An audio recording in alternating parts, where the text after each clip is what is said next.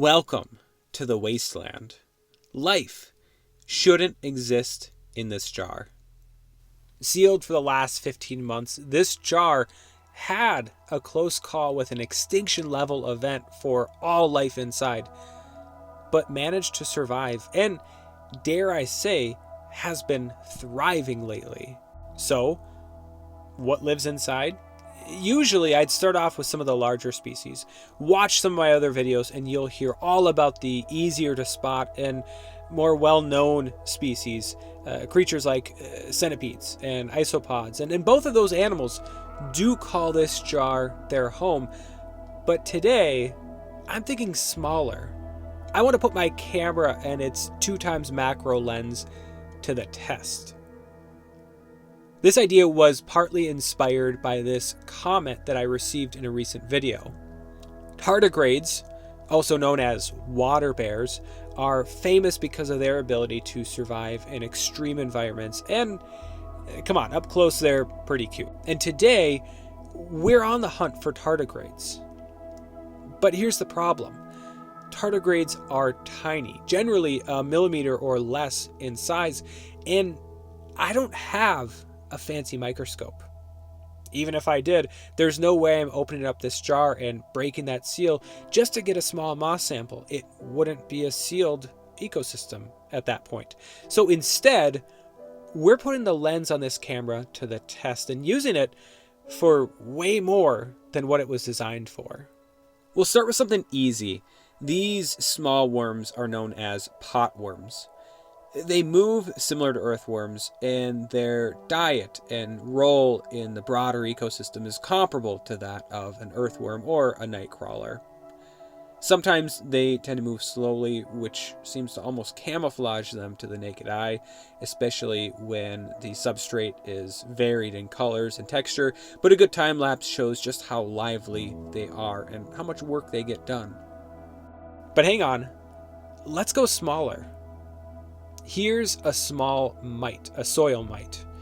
Most of the mites in this terrarium are black in color, but there are some walking around that are a dark orangish, reddish color. Mites are what we could call a detrivore, meaning they mostly eat detritus or dead stuff. But let's go even smaller. Here's some soggy moss that is against the glass of the jar. Looks cool, right? But with the time lapse, you truly get a sense for just how much is going on inside of this jar.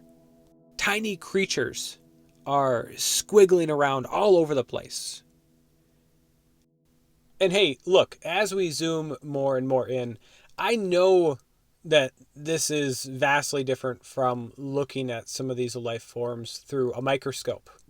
There's no doubt that a microscope is much more detailed, but what you lose in detail in these shots, you gain in perspective. This isn't life on a microscope slide.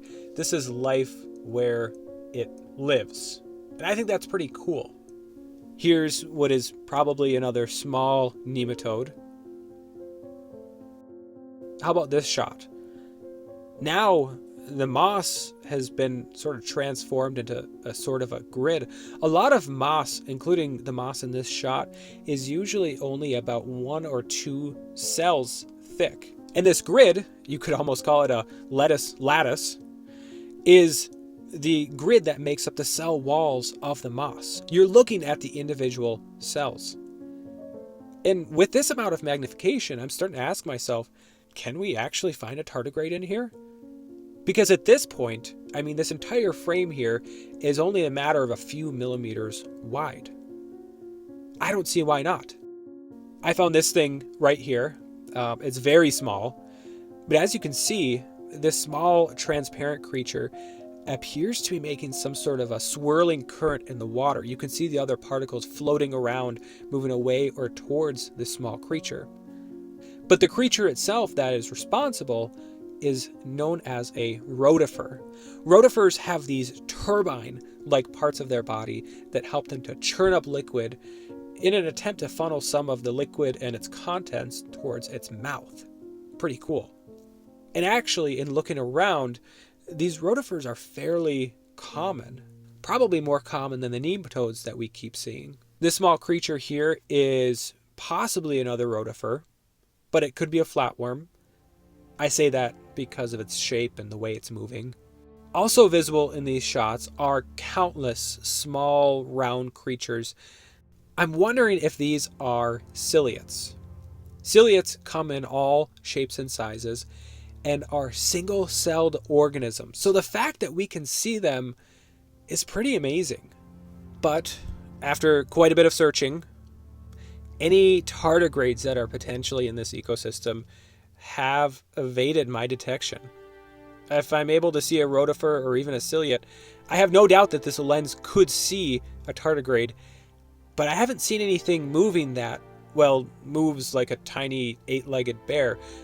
So am I a little frustrated? Yeah, you could say that. I was surprised that the lens could get this amount of detail in the first place, and I was sort of excited to find one. So I'm a little disappointed, but I am amazed by what I did find. To think that we can see single-celled organisms spinning around in this liquid is pretty cool. And each time I take a look into any of these closed ecosystems, both the terrestrial and aquatic varieties, I'm always astounded by the diversity that I find inside. The life that continues to thrive despite being cut off from the rest of nature. So my quest for the tardigrade isn't over. I'll keep looking in this terrarium and others.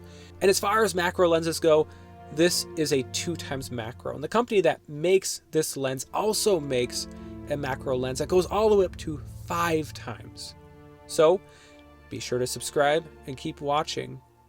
And you'll help me to fund a ridiculously unnecessary lens at some point in the future. Take care, and I'll see you next time.